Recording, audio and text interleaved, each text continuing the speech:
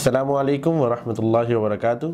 Programme پیغام حق کے ساتھ آپ کا میزبان انجینئر حافظ محمد ارسلان سعید آپ کے سامنے حاضر ہے۔ ناظرین، آج کا جو موضوع ہے وہ ہے روزہ اور رمضان۔ روزہ بیسیکلی ارکان اسلام کا بنیادی رکن ہے، اور روزہ کب فرض کیا گیا؟ تو جو تاریخ میں ہمیں ملتا ہے، روزہ سن 2 ہجری 10 شعبان المعظم کو روزہ فرض کیا گیا۔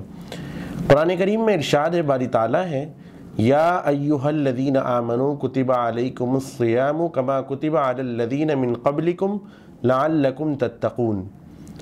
اے ایمان والو، تم پر روزے فرض کیے گئے جس طرح کہ تم سے پہلے کی امتوں پر فرض کیے گئے تھے، تاکہ تم متقی ہو جاؤ۔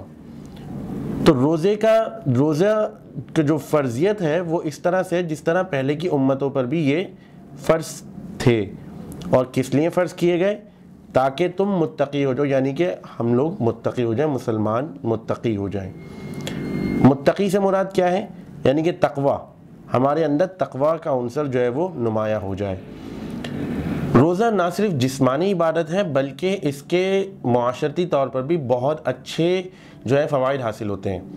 روزہ انسان کو تمام برائیوں سے روکتا ہے۔ روزہ ہے کیا؟ روزے کا مقصد یہ ہے کہ صبح صادق یعنی کہ صبح صادق سے لے کر غروب آفتاب تک کچھ نہ کھانے پینے اور اپنے آپ کو تمام قسم کی برائیوں سے، نفس کی برائیوں سے بچنے کا، روکنے کا نام روزہ ہے۔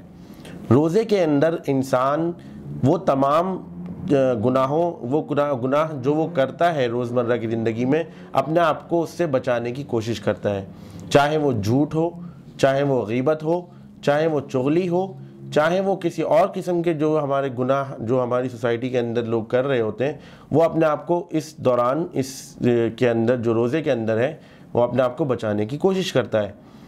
روزہ چونکہ ہر مسلمان مرد اور عورت پر فرض ہے، ہر بالغ مرد اور عورت پر فرض کیا گیا ہے۔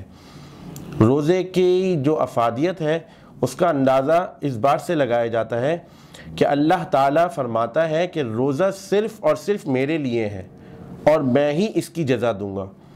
یعنی کہ روزے دار کی جو منہ کی خوشبو ہے وہ اللہ تعالیٰ کو مشک کی خوشبو سے بھی زیادہ پسند ہے۔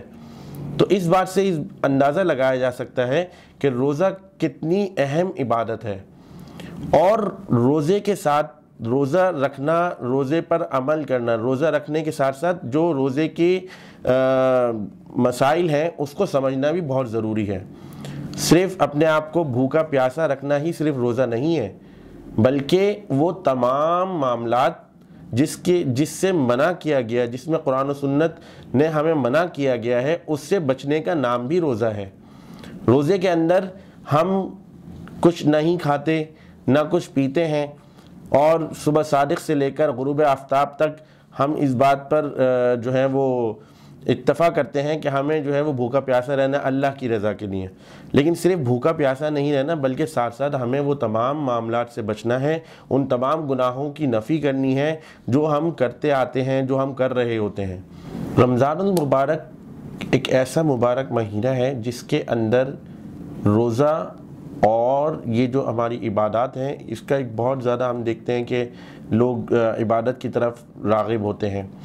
تو روزے کے متعلق تو میں نے آپ کو بتایا کہ روزہ کس طرح کی عبادت ہے، لیکن اس کے ساتھ ساتھ ہمیں ایک حدیث مبارکہ کا مفہوم بھی ہے، وہ یہ ہے کہ من صام رمضان ایمانا و احتسابا غفر لہ فقد ذنبہ، یعنی کہ جس نے ایمان اور احتساب کے ساتھ رمضان کے روزے رکھے اور راتوں کو قیام کیا، اس کے تمام پچھلے گناہ بخش دیے گئے۔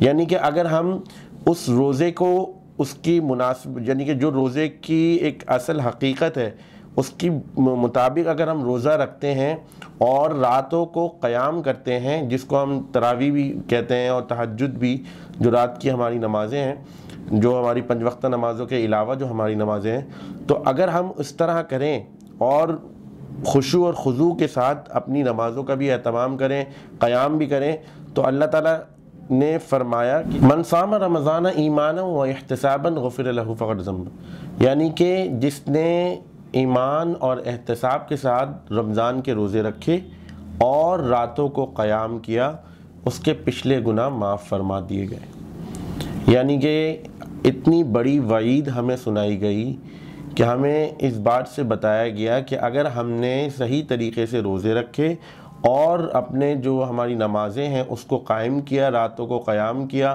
اللہ سے جو ہم اللہ کی عبادت کرتے ہیں وہ ہم نے خشوع اور خضوع کے ساتھ عبادت کری، تو ہمارے پچھلے تمام گناہ معاف کر دیے جائیں گے۔ ناظرین اکرام، یہ ایک بہت بڑی خوشخبری ہے ہم سب کے لیے۔ ہم رمضانوں میں روزے بھی رکھتے ہیں، لیکن کیا ہمارے روزے اس جیسے ہوتے ہیں جس کی وجہ سے وہ روزے فرض کیے گئے؟ کیا ہم اپنے احتساب کرتے ہیں اپنے اعمال کا؟ کیا ہمارے روزے اس پائے کے روزے ہوتے ہیں جس طرح روزے رکھنے کی بتایا گیا ہے قرآن و حدیث کی روشنی میں؟ کیا ہمیں روزے کی جو حالت ہے اس کے مطابق ہم روزے رکھتے ہیں؟ کیا ہم اپنی نمازوں کو اسی کے مطابق پڑھتے ہیں؟ نہیں پڑھتے۔ کیوں نہیں پڑھتے؟ کیونکہ ہم اس چیز کا اپنے جو اعمال ہیں اس کا احتساب نہیں کرتے۔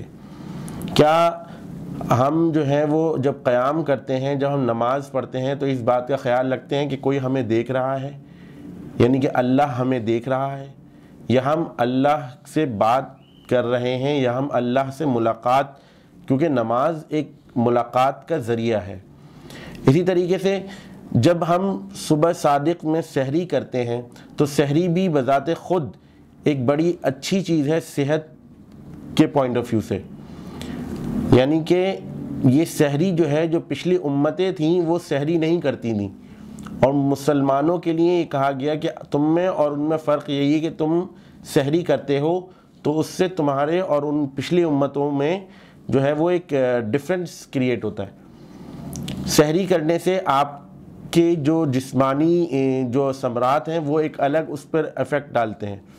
اسی طریقے سے جب آپ صلی اللہ علیہ وسلم نے فرمایا، ایک حدیث کا مفہوم یہ ہے کہ سحری میں دیر کرنا اور افطار میں جلدی کرنا، یعنی کہ اگر ہم دیکھیں اس حدیث کی روشنی میں اگر ہم دیکھیں کہ سحری کو آرام آرام سے اور افطاری کے وقت جلدی کرنا، یعنی کہ افطار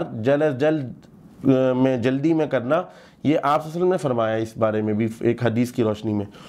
تو ہمیں چاہیے کہ ہم اپنی جو ہمارے اعمال ہیں، جو ہمارے روزے ہیں، جو ہماری نمازیں ہیں، وہ اپنے قرآن کے مطابق، قرآن و حدیث کی روشنی کے مطابق ان کو عمل کریں، ان کے مطابق ادا کریں۔ ناظرین، روزہ ہر مسلمان مرد اور عورت پر فرض ہے، یعنی کہ رمضان کے روزے رکھنا ہر مسلمان مرد اور عورت پر فرض ہے، اگر وہ صحت مند ہے۔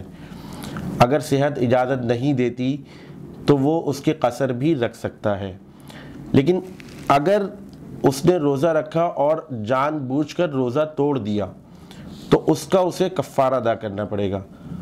تو کفارے میں اور جزیے میں کیا فرق ہے یہ ہم آج بتائیں گے آپ کو۔ کفارہ کیا ہے کہ اگر روزہ جان بوجھ کر توڑ دیا تو 60 دن تک مستقل روزے، یعنی کہ 2 مہینے کے روزے آپ نے مستقل رکھنے ہیں، یہ روزے کا کفارہ ہے۔ اور فدیہ کیا چیز ہے؟ فدیہ یہ ہے کہ آپ 60 مسکینوں کو کھانا کھلا دیں۔ 60 مسکینوں، یعنی کہ اگر آپ کی جو بیماری ہے یا آپ کی صحت جو ہے اس بات کی اجازت نہیں دے رہی کہ آپ روزہ رکھ سکیں، تو آپ 60 مسکینوں کو کھانا بھی کھلا سکتے ہیں۔ تو یہ ایک اہم فرق ہے جو کہ ہمیں پتہ ہونا چاہیے۔ روزے کے اندر ہمیں یہ جو ہماری عادات معاشرتی طور پر ہم دیکھتے ہیں، جو معاشرے میں جس قدر بے حیائی ہے اور جو برے کام ہو رہے ہیں، اس سے اپنے آپ کو ہر ممکن طور پر بچانا، چاہے وہ جھوٹ کی صورت میں ہو، چاہے وہ چغلی کی صورت میں ہو، چاہے وہ کسی پر بہتان لگانے کی صورت میں ہو، چاہے کسی کا مال ہڑپ کرنے کی صورت میں ہو، تو ہمیں ان تمام برائیوں سے بھی بچنے کی ضرورت ہے۔ روزہ ہمیں اس بات کی طرف بھی مائل کرتا ہے کہ ہمیں صرف بھوکا پیاسا نہیں رہنا، بلکہ اس بھوک پیاس کی اپنے اندر ایک برداشت پیدا کرنی ہے، غصے پر کنٹرول کرنا ہے۔ عموماً ہم دیکھتے ہیں کہ روزہ رکھ کر کچھ حضرات جو ہیں اس قدر غصے میں آ جاتے ہیں کہ وہ ہر کسی پر اپنا جو ہے وہ غصہ نکال رہے ہوتے ہیں۔ کبھی کسی روڈ پر کسی سے لڑ رہے ہوتے ہیں، گھر میں جاتے ہیں تو اپنے گھر والوں سے لڑائی جھگڑا شروع کر دیتے ہیں کہ بھئی فلاں جی میرا جو روزہ ہے اور میں روزے کی حالت میں ہوں تو فلاں یوں ہے اور فلاں یوں ہے. تو ان سب چیزوں سے ہمیں گریز کرنا چاہیے، اجتناب کرنا چاہیے ایسی چیزوں سے. روزہ ہمیں برداشت سکھاتا ہے. روزے کے اندر ہمیں برداشت کا دامن ہاتھ سے نہیں چھوڑنا چاہیے، ہمیں صبر کا دامن ہاتھ سے نہیں چھوڑنا چاہیے. لوگ جو ہے وہ جس طرح میں نے ابھی بتایا کہ لوگ ایک دوسرے کے اوپر جو ہے وہ غم و غصے کا اظہار کر رہے ہوتے ہیں، بلا وجہ ہم ایک دوسرے کے اوپر یہ جتانے کی کوشش کرتے ہیں کہ ہم روزے سے ہیں، ہمارا روزہ ہے. تو دوسرا آدمی خیال کرے بھائی روزہ رکھ کر ہم نے کسی پر احسان تو کیا نہیں ہے، کیونکہ یہ تو ہم پر فرض کیا گیا ہے تو ہمیں یہ رکھنا ہے. اور اس کا اجر جب میں نے ابھی آپ کو بتایا کہ اجر کون دے گا، صرف اور صرف اللہ تعالیٰ کہتا ہے کہ روزہ صرف اور صرف میرے لیے ہے اور میں ہی اس کا اجر دوں گا. روزے دار کی منہ کی خوشبو ابھی میں نے بتایا آپ کو کہ وہ اللہ کے نزدیک مشک کی خوشبو سے زیادہ بہتر ہے. تو یہ وہ تمام چیزیں ہیں جس کو ہمیں مد نظر رکھنا چاہیے.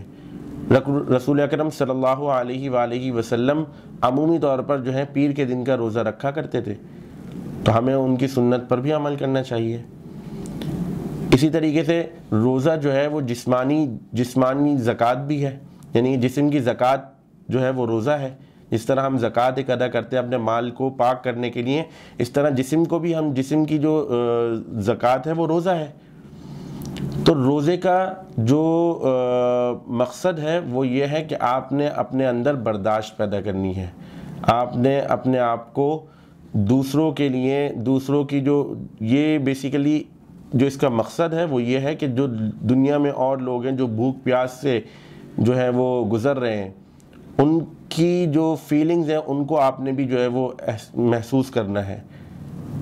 کہ ہم تو سال ہر سال لیکن ہم یہ دیکھتے ہیں کہ ہمارے دسترخوانوں پہ انواع اقسام کی جو ہے بہت ساری چیزیں ہمارے دسترخوانوں کی زینت بنی ہوتی ہیں. تو پکوڑے بھی ہوں تو جناب سموسے بھی ہوں تو جناب رولز بھی ہوں تو چکن کے بھی کچھ آئٹمز ہوں تو کچھ فروٹ چاٹ بھی ہو. لیکن کیا روزہ اسی لیے رکھا جاتا ہے کہ ہم جو ہے مختلف اقسام کے جو پکوان ہیں ان سے جو ہے لطف حاصل کر سکیں؟ روزہ اس کے لیے تو نہیں ہے. روزہ بھوک اور پیاس کا نام تو نہیں ہے. تو ان سب چیزوں کو بھی ہمیں مد نظر رکھنا چاہیے. معاشرے میں کتنے لوگ ہیں جو رات بھر جو ہے وہ کس طرح انہوں نے سحری کی ہے یہ بھی ہمیں نہیں اندازہ ہوتا. کہیں انہوں نے سحری کری ہے یا نہیں کی ہے، کیا انہوں نے جو ہے وہ افطار کے لیے ان کے ہاں ایسے جو اجناس ہیں وہ موجود ہے یا نہیں ہے. ہمیں اس بات کا بھی خیال رکھنا چاہیے، اپنے پڑوسیوں کے بھی حقوق کا لحاظ کرنا چاہیے. ہمیں یہ بھی کرنا چاہیے کیونکہ ایک حدیث شریف میں آتا ہے کہ جس طرح اس کا مفہوم یہ ہے کہ اگر ہم کسی روزہ دار کو افطار کرواتے ہیں تو اس کا بھی وہی اجر ہے جس طرح روزہ رکھنے والے کا اجر ہے. یعنی کہ اس پر بھی اتنا ہی اجر و ثواب ملتا ہے روزہ افطار کرانے والے کو جس طرح کہ خود روزہ رکھنے کا ثواب ہے. تو ہمیں معاشرے کے اس پہلو پر بھی غور کرنا چاہیے، کیونکہ مسلمان وہی ہے جس کے عمل سے دوسرا مسلمان محفوظ ہے. ناظرین، جس طرح روزے کے معاشرتی جو ہے فوائد بھی ہیں، اسی طرح روزے کے جسمانی بہت زیادہ فوائد ہیں. روزہ رکھنے سے جو ہمارا امیون سسٹم ہے وہ بہت زیادہ بہتر ہوتا ہے.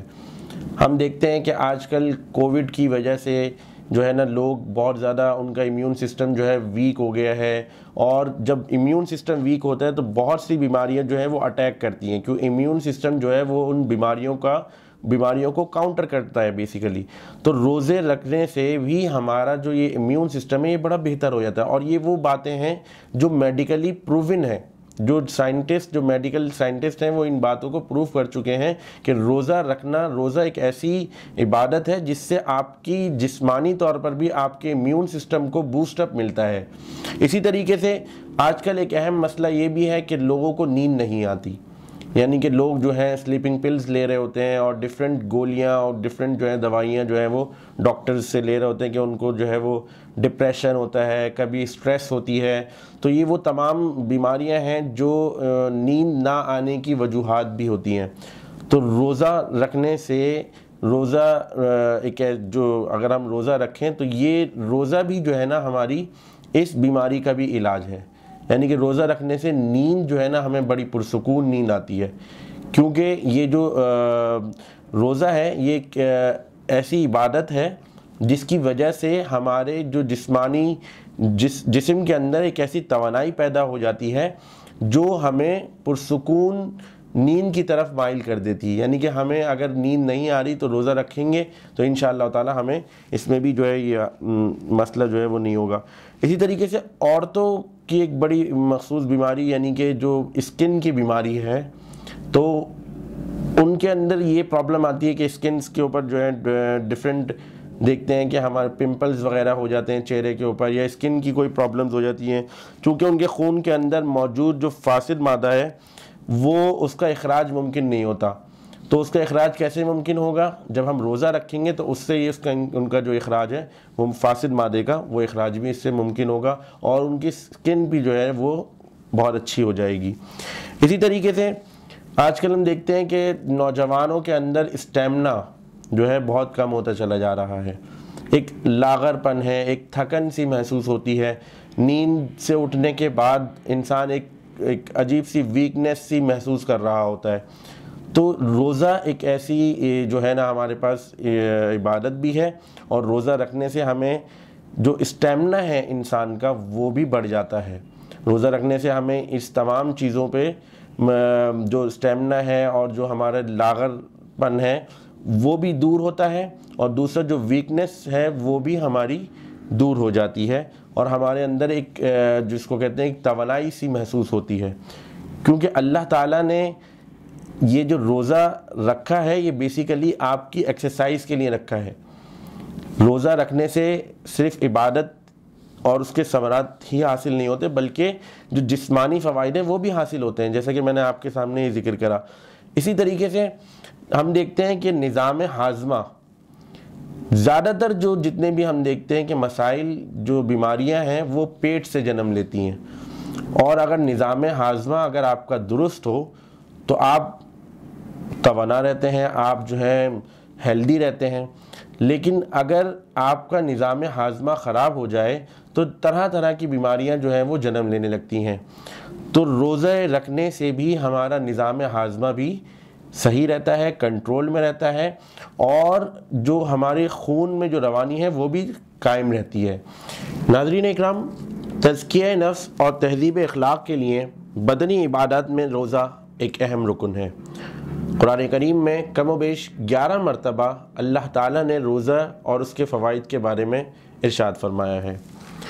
سورہ بقرہ میں ہے اللہ سبحانہ و تعالیٰ نے مسلمانوں پر روزے فرض کیے جس طرح ان سے قبل امتوں پر فرض کیے تاکہ وہ تقوی اختیار کر سکیں. اسی طرح سورہ بقرہ کی آیت نمبر 184 میں ہے کہ اللہ سبحانہ و تعالیٰ نے سفر و بیماری میں روزہ چھوڑنے کی رخصت دی ہے اور بعد میں اسی کی قضا کا حکم بھی دیا ہے. اسی طرح سورہ بقرہ میں ایک اور جگہ ارشاد ہے کہ ماہ رمضان کے روزے رکھنا مسلمانوں پر فرض ہے. ماہ رمضان کے روزے رکھنا مسلمانوں پر فرض ہے. روزہ کی جو ڈیوریشن ہے اس کے بارے میں بھی اللہ تعالیٰ فرماتا ہے سورہ بقرہ آیت نمبر 187 187 ماہ رمضان کی راتوں میں ازدواجی تعلق قائم کرنے پر ممانعت نہیں. اسی طرح جب تک صبح کی سفید دھاری کی رات کی سیاہ دھاری سے الگ نہ ہو جائے پھر رات تک روزے کو مکمل کرنا فرض ہے. یعنی کہ صبح صادق سے لے کر غروب آفتاب تک کچھ نہ کھانے پینے اور وہ تمام معاملات جو کہ حلال بھی ہیں اس سے بھی اپنے آپ کو روکنا. حرام کو تو روکنا ہی روکنا ہے, جو حلال بھی ہیں ان سے بھی اپنے آپ کو روکنا بھی جو ہے وہ روزہ کہلاتا ہے. اسی طرح سورہ بقرہ میں ایک اور جگہ ارشاد ہے کہ حج کی ادائیگی کے دوران بیماری یا کسی سبب کے تحت سر کو قربانی سے پہلے مونڈنے پر کفارہ ادا کرنا ہوگا. اس کے کفاروں میں سے ایک روزہ رکھنا بھی ہے. یعنی کہ جو ہم حج کی ادائیگی کرتے ہیں اور اس دوران کسی سبب سر کو قربانی سے پہلے مونڈنے پر کفارہ ادا کرنا پڑے تو اس میں سے ایک کفارہ جو ہے وہ روزہ رکھنے کا بھی ہے. اسی طرح دوران حج شکار پر ممانعت ہے اور اگر ایسا کوئی کر بیٹھے تو اس کے کفارے میں سے ایک روزہ رکھنا بھی ہے. سورہ مائدہ آیت نمبر 5، آیت نمبر 95۔ اسی طرح سورۃ النساء میں اللہ تعالیٰ فرماتا ہے کہ کسی مسلمان کو غلطی سے قتل کر دینے کے کفارے میں سے 1-2 ماہ کا لگاتار روزے رکھنا بھی ہے، یعنی کسی مسلمان کو غلطی سے اگر قتل کر دینے کے کفارے میں 1-2 ماہ لگاتار روزے رکھنا ہے۔ اسی طرح سورہ مائدہ آیت نمبر 89، قسم توڑنے پر مقررہ کردہ کفاروں میں سے 3 دن کے روزے رکھنا بھی ہے۔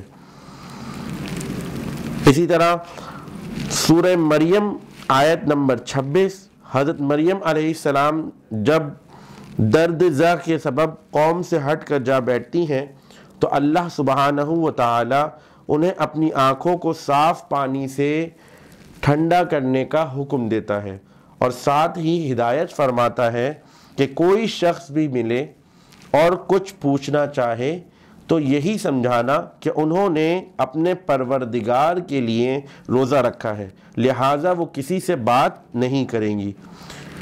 اسی طرح قرآن کریم میں سورہ مریم میں فرمایا، کہا کہ پروردگار میرے لیے کوئی نشانی مقرر فرمایا نشانی یہ ہے کہ تم صحیح و سالم ہو کر 3 رات دن لوگوں سے بات کر سکو گی۔ تو ناظرین، قرآن کریم کی ان آیات کی روشنی میں ہمیں روزے کی افادیت معلوم ہوتی ہے، اور روزے کے بارے میں یہ بھی بارہا جو آیت قرآن میں بتایا گیا کہ کئی قسم کے کفاروں میں ایک روزہ رکھنا بھی ایک عدد کفارہ ہے۔ جہاں روزہ ایک فرض عبادت بھی ہے جو کہ رمضان کے روزے ہم پر فرض کیے گئے، اسی طرح نفلی عبادت میں سے ایک کفارہ جو ہے وہ روزہ رکھنا بھی ہے۔ تو ناظرین، آج اس پروگرام میں جو ہم نے روزہ اور اس کے مسائل، اس کے معاشرتی فوائد، اس کے جسمانی فوائد، ان کو اپنے پروگرام میں زیر بحث لے کر آئے۔ پروگرام کے آخری حصے میں ہم نے قرآن مجید فرقان حمید کے اندر جو آیات قرآنی اللہ تعالیٰ نے روزے سے متعلق دی ہے وہ میں نے آپ کے سامنے پیش کی۔ تو ناظرین، آج کا یہ جو پروگرام تھا روزہ اور اس کے عوامل، اس کے جو جسمانی فوائد، اس کے معاشرتی فوائد اور روحانیت، اور قرآن کریم میں اللہ تعالیٰ نے روزے کے متعلق جو قرآنی آیات نازل فرمائیں وہ میں نے آپ کے سامنے رکھی، اور ہم نے آج اس پر جو ہے وہ ڈسکشن کیا۔ پروگرام کرنے کے دوران مجھ سے اگر کوئی غلطی یا سہو ہو گئی ہو تو میں اپنے رب کے حضور معافی کا طلبگار ہوں۔ اپنے میزبان انجینئر حافظ ارسلان سعید کو آج کے اس پروگرام سے اجازت دیجیے۔ السلام علیکم ورحمۃ اللہ۔